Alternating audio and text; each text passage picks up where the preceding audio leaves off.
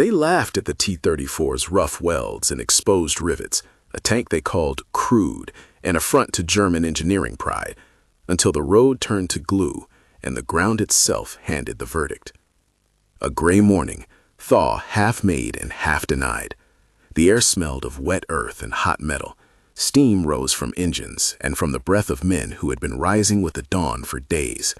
A Panzer IV sat with its hull listing into a fresh rut, its suspension pressed, sprockets half buried. Nearby, a T-34 nosed through the same mud with an almost casual momentum, tracks churning and a light rain of clay flung behind. The German crew, a cluster of 5 with frozen hands and sharper tongues, had been trading jokes about the Soviet vehicle's visible weld seams and boxy gracelessness. It wasn't only scorn, but an almost professional dismissal. That crude construction, they said, betrayed low standards and poor reliability. That scorn evaporated the moment the clutch was put in and the Panzer's wheels spun, then stuttered, choked, and stopped. The laughter died in ragged breaths. Men cursed and heaved at jack handles and tow cables. The T-34 kept going. This is not a story of spectacular single-weapon superiority or a tale of some sudden miracle on the battlefield. It is a narrow, stubborn lesson about physics, design trade-offs, and the everyday arithmetic of survival in difficult terrain. It is a lesson about how a seemingly clumsy choice, wider tracks, less ornate finishing, simpler bogie and suspension, became the difference between momentum and immobility when rain and thaw turned a road into a trap. The German crew's mockery, the shove of mud, the strain of towing equipment, and the quiet, efficient passage of the T-34 together show how engineering choices play out not in parades, but in the viscous, cold business of getting from point A to point B under fire and under weather. To understand why tracks matter, we have to get a little physical, briefly and plainly. A tank is a heavy object trying to move across ground that may or may not support its weight. The pressure the tank exerts on the soil depends on 2 things: how heavy it is and how large the surface area of its tracks in contact with the ground is.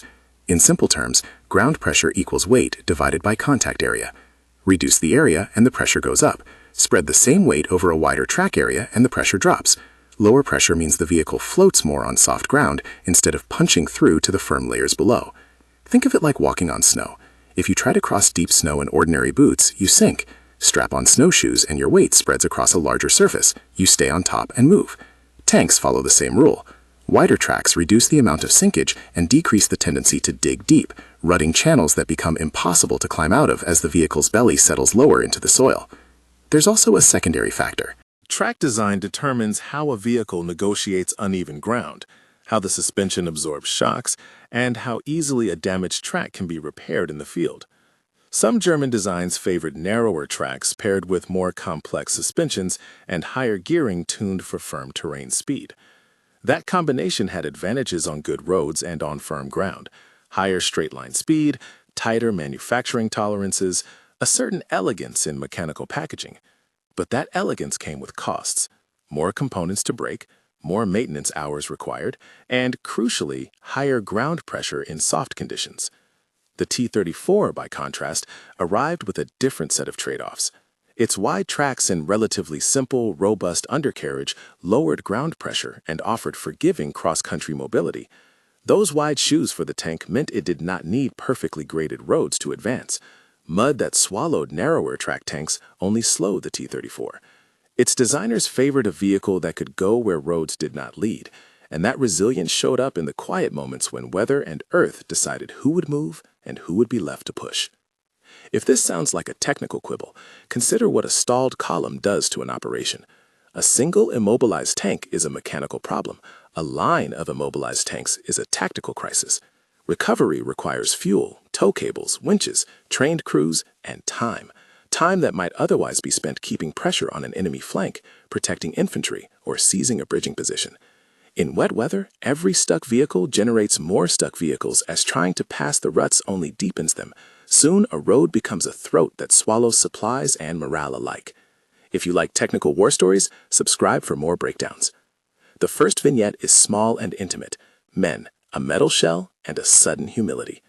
Unteroffizier Karl Brenner, name recorded later in a memoir-style recollection, source indefinido, remembered that morning as one of those rare moments where the world's physics contradicted the confident chatter of soldiers.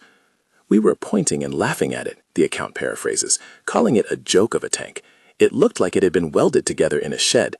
What Brenner and his men did not initially see, or did not care to see, was the footprint beneath that shed-welded hull.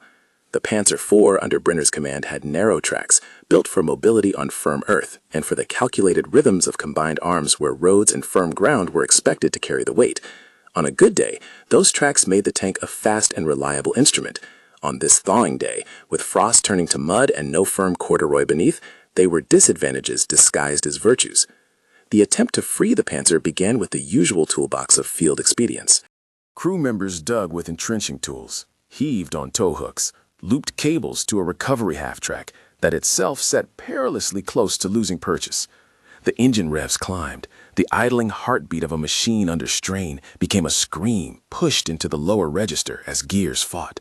Men stepped back from the rear sprocket to avoid flying mud and to give space to the work, and the effort mounted into a choreography of brute force and diminishing hope. Those who watched from other vehicles offered impatient or sympathetic shouts. A sergeant from the adjacent crew barked orders that tried to impose order on a physical fact beyond discipline. The road had changed. Tow vehicles strained, cables hummed, and then snapped. The Panzer's suspension creaked as torsion bars were pushed to their limits. Tools bent. A fleeting, ugly sense of exposure arrived. The tanks were out in the open, stuck, with limited ability to bring their main guns to bear if an enemy column suddenly appeared. Contrast that with a second recollection, this one from a Soviet driver whose name survives as a paraphrase in a unit memoir, source indefinido. He described a different rhythm. They approached the same stretch of road, looked at the churned earth, and did not laugh. The T-34 ground forward, its wide tracks finding enough support to translate power into steady propulsion. The crew appeared calm because their vehicle's footprint was already doing the hard work. Where the Panzer punched a deep, narrow groove, the T-34 laid down a shallower, broader channel that a following vehicle could often navigate rather than sink into. In this environment, design choices made on drawing boards became battlefield behaviors that could be measured in minutes of movement, in the ability or inability to exploit a fleeting tactical opportunity. There are practical mechanics to this. Ground pressure is not only about static weight, but about dynamic pressure when tracks bite and wheels rotate. A vehicle with a narrow contact patch concentrates force into a smaller area. On soft ground that yields, the soil behaves almost like a liquid, allowing the track to dig in and then trapping the hull. Recovery in those circumstances often requires a more favorable anchor point than a single tentative tow can provide. Recovery operations then escalate. Additional vehicles are diverted to assist. Engineers are called to lay fascines or timber. Infantry is tasked with guarding the site while mechanical work goes on. Each of those responses consumes time, fuel, and personnel, and each is an erosion of initiative. We can bring this technical point to life with a small, plain example without resorting to precise numbers that the record does not firmly support. Consider two tanks of roughly equal mass. One spreads its weight over twice the contact area of the other.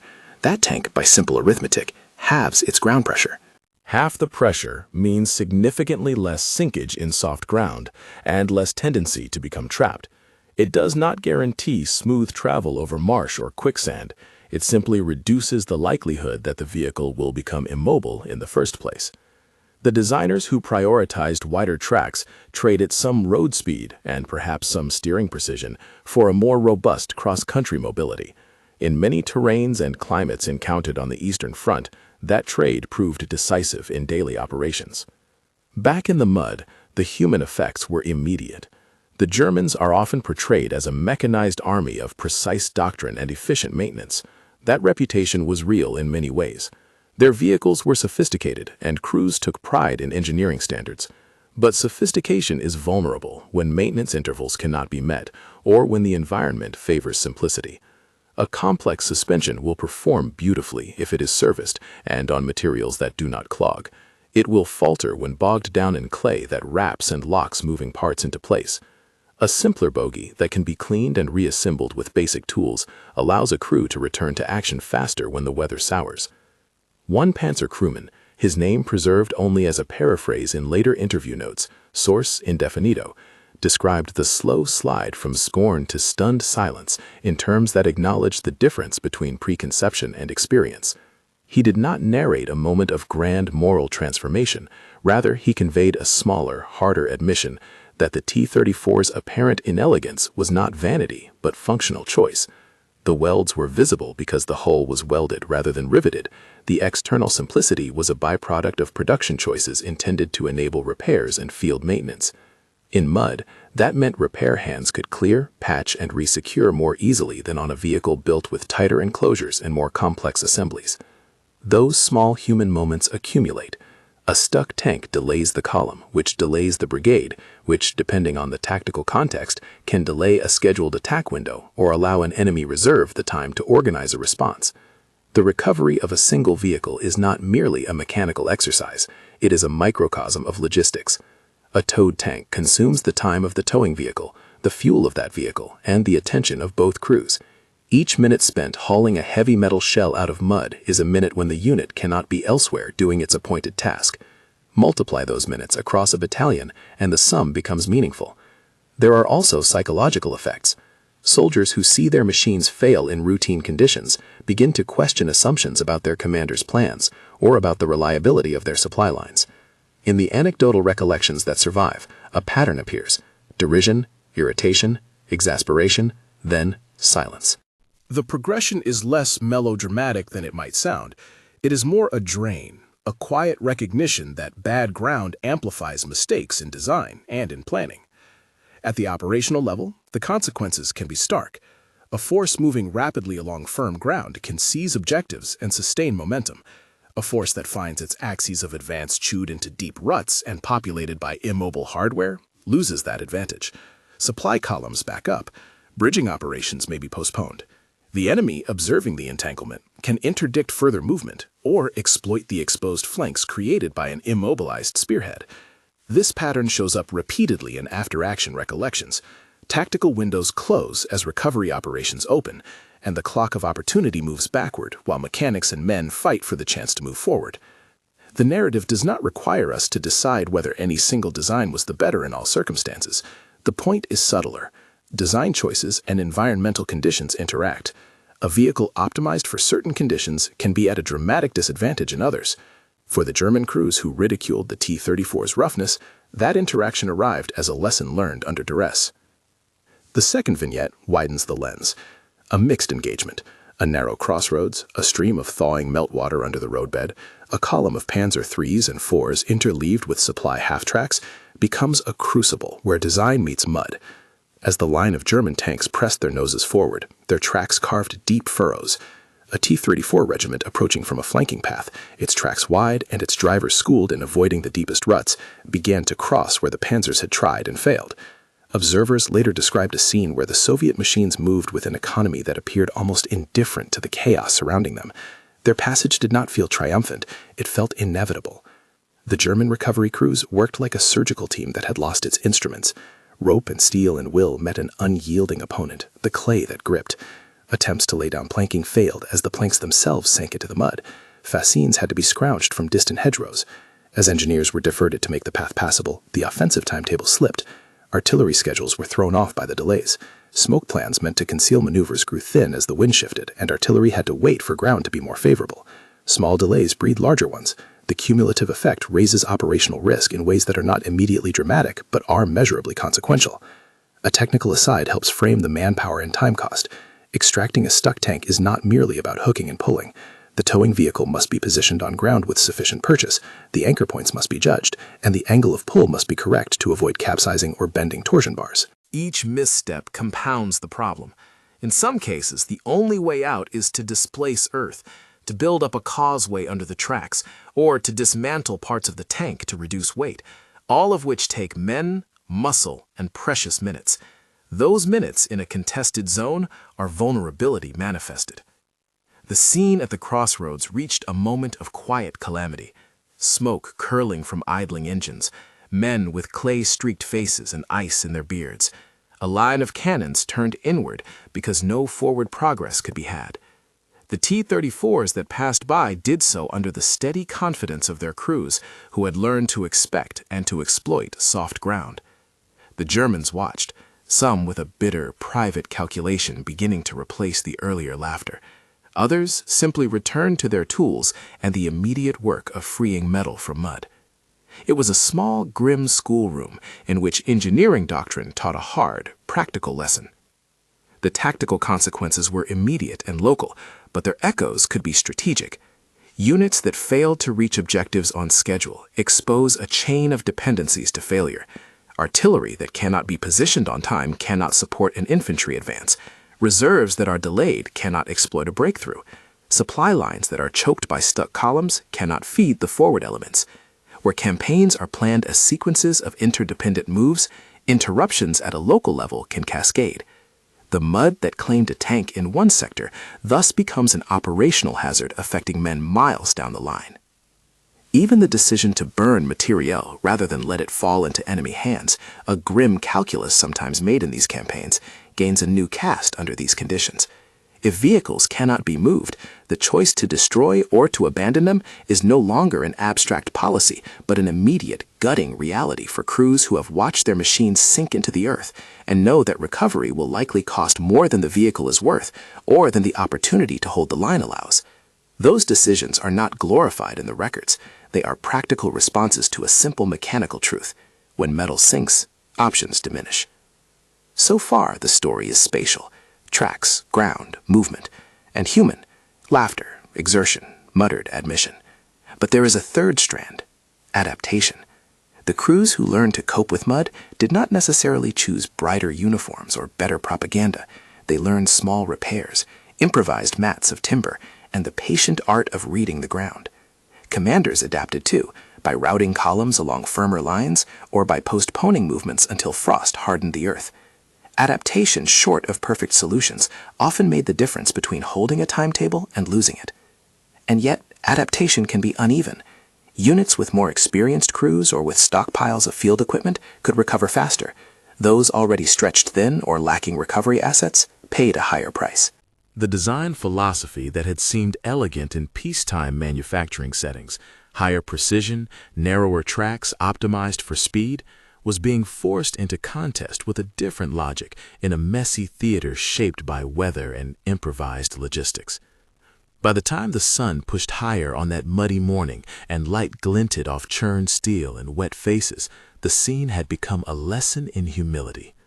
The German crew's original mockery of the T-34, born from visible roughness and from a well-grounded faith in their own doctrine, had been replaced by a quieter, sharper attention to the facts at hand: tracks, soil, and the stubborn arithmetic of weight over area.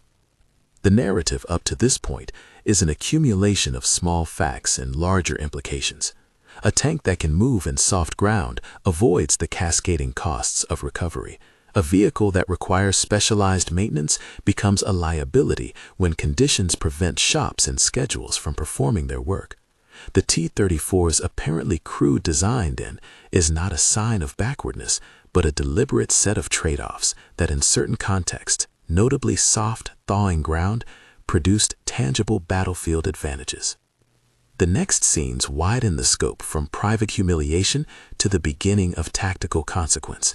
As word filters back along the lines that movement has slowed, staff officers begin to call for alternatives. Recon is dispatched to find detours, communications instruct units to delay or to hold, supply columns watch their hours bleed away. The mud has not merely trapped machines, it has begun to refactor plans. A commanding officer who had not anticipated such delays will, at best, be forced to accept a new timetable. At worst, he will be compelled to act with incomplete support. That decision point is where the juxtaposition of design philosophies turns into a strategic lever. The forces that can continue to move despite bad ground, because of design choices like wider tracks or because of adapted logistics, retain the initiative. Initiative, once lost, is hard to reclaim. It is here, at that hinge between local event and operational consequence, that the story must pause and hold. The mud has shown its preference. The T-34s have proven a stubborn advantage in this environment. The German crews who mock them are left to reconsider assumptions and to wrestle with repair and recovery under increasing pressure. Men dig and heave and curse. Some write later that their pride was the first casualty. Commanders think in hours and kilometers, and in the heavy arithmetic of time. The transition is not dramatic in the cinematic sense. There is no thunderous breakthrough or dramatic surrender in a single bound. Rather, there is an accrual of delays, of diverted assets, of frayed nerves. The immediate mechanical problem, the stuck tanks, the strained winches, the snapped cables, is only partly solved by effort. The question that remains, and that will determine whether the initial mockery becomes merely an embarrassing anecdote or a harbinger of shifted momentum, is whether the operational structure behind the forces can absorb the delays and reconstitute a viable timetable. That question is not for the crews in the mud to answer alone. It sits with staff officers, armor pioneers, and the stubborn arithmetic of logistics. For now, the men stand at their machines, faces streaked with clay and thought. Some glance at the T-34s moving away. Others return to the tools of making metal mobile again. A memo-style recollection from an unnamed crewman, source indefinito, captures the subdued mood. We had laughed at their welds. When we were stuck, laughter felt small. Those words, paraphrased from later testimony, do not transform the battle, but they mark the moment where mockery gave way to an understanding grounded in ground pressure, and in the bitter truth that simple design choices can decide who gets to keep moving. The story must continue from here into the consequences that the mud imposes on operations, on artillery schedules, on supply columns, and the fragile timing of combined arms. The T-34's wide tracks have not won a war in that field, but they have resolved a stubborn local problem in favor of mobility. The Panzer crews must respond, by improvising, by rerouting, or by accepting a delay that will cost time and possibly strategic opportunity. The next decisions, up the chain of command, will determine how that local lesson scales into larger effect. The next choices were made not in a trench or at a gun site, but across a pinched map table, where hours and kilometers were traded like currency. Staff officers scanned reconnaissance notes that reported the road's condition and the time lost. They weighed options that had little glamour: delay until a hard freeze returned firmness to the soil, divert along longer but firmer routes, or commit engineers and towing assets now and accept the immediate drag on momentum. Each option carried costs measured in hours, fuel, and vulnerability. None promised a neat recovery. Reconnaissance patrols were sent to find alternatives. Scouts moved along hedgerows and field boundaries, testing soils and counting ruts. They reported lines that might take weight and lines that would not. Wherever the scouts found drier ground, commanders rerouted elements, accepting longer approaches in return for assured movement. Where no good line existed, a pragmatic decision often followed: throw resources into making a passable way. Engineers, plain-spoken, greasy-fingered men whose craft becomes decisive in weather, were signaled to the mud. The engineers' work was practical and incremental. They scavenged timber and brush to lay down corduroy where planks could be found. They lashed fascines, bundles of brush, to create a rough matting. When available, metal trackway or prefabricated planks were unloaded and heaved into place. Men worked in cold hands, shoulder to shoulder with infantry, whose primary task shifted from assault to labor, shoveling, levering, and creating a footprint on which steel could find purchase. A recovery operation that would have taken an hour on a firm road could take half a day in thaw. That half day altered schedules and shifted fire plans. One Panzer sergeant, later paraphrased in a memoir with source indefinito, recalled watching engineers lay a crude causeway under his bogged machine, and noted how the work's urgency reframed his view. "We stopped thinking of the tank as invulnerable," the paraphrase reads. "It became a thing to be tended like an animal. If it bled, it needed knowing hands, or it would die." The metaphor is not theatrical. It speaks to everyday truth on campaigns where metal depends on a soft architecture of men and materials. Tactical tempos slid. Artillery registrations that had been timed to catch formations as they crossed a certain field were now misaligned. A creeping barrage that depended on armor arriving within a narrow window risked lashing empty ground, or worse, hitting friendly units that had fallen behind.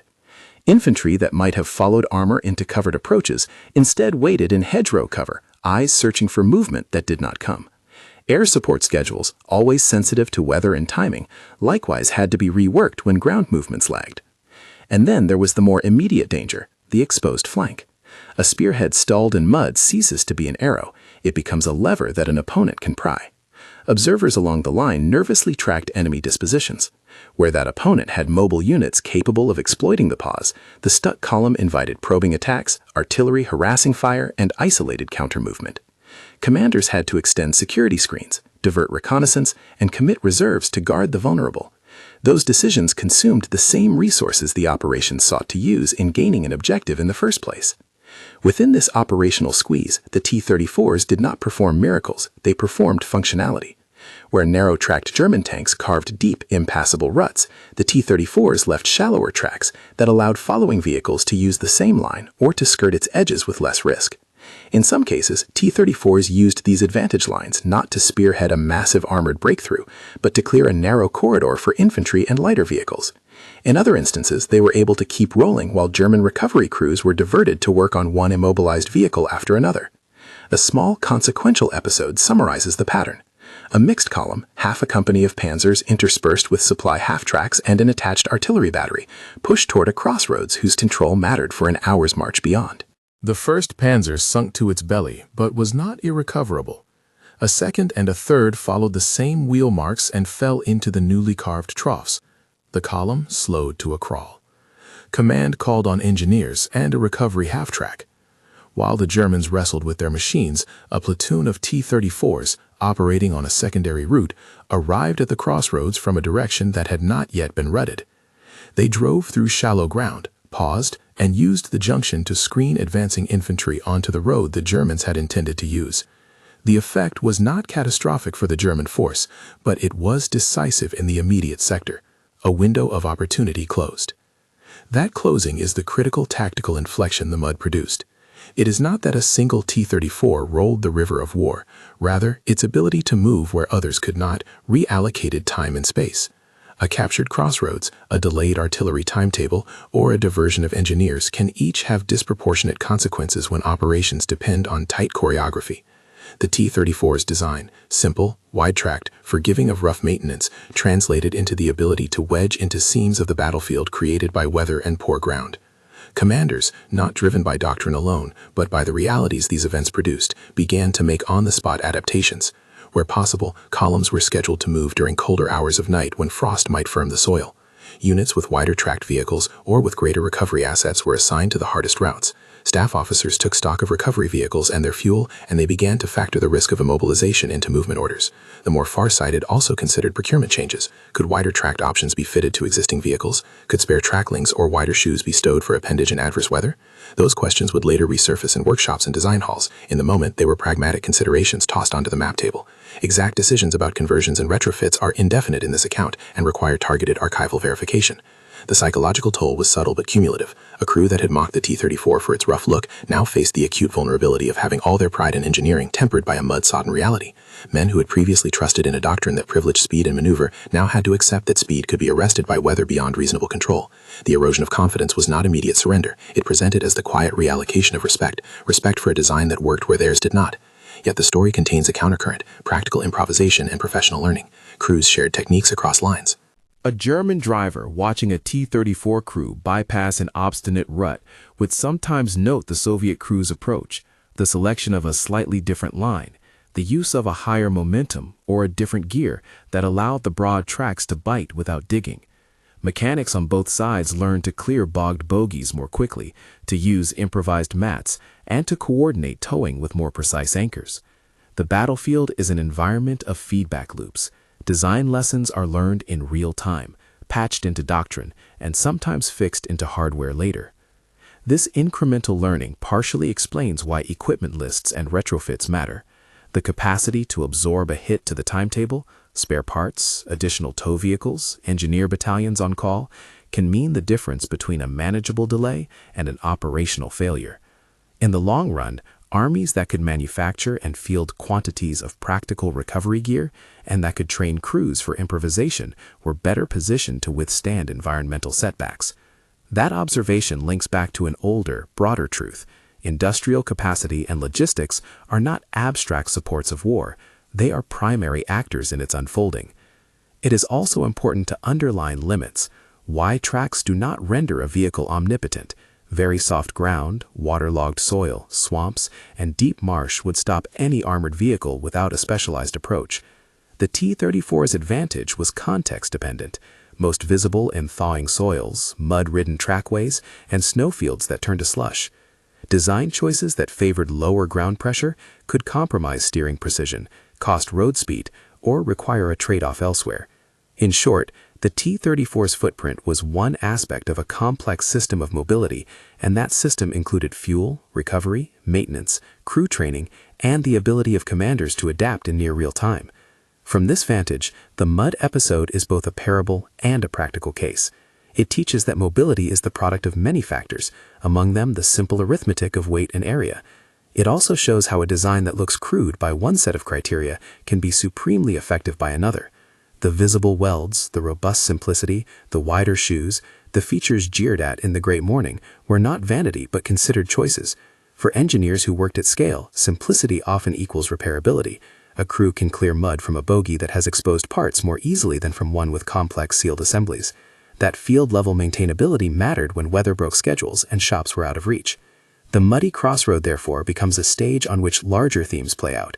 There is the interplay of design choices, there is the recalibration of tactics in response to environmental reality, and there is the long shadow of logistics and industrial base that underwrites the capacity to adapt.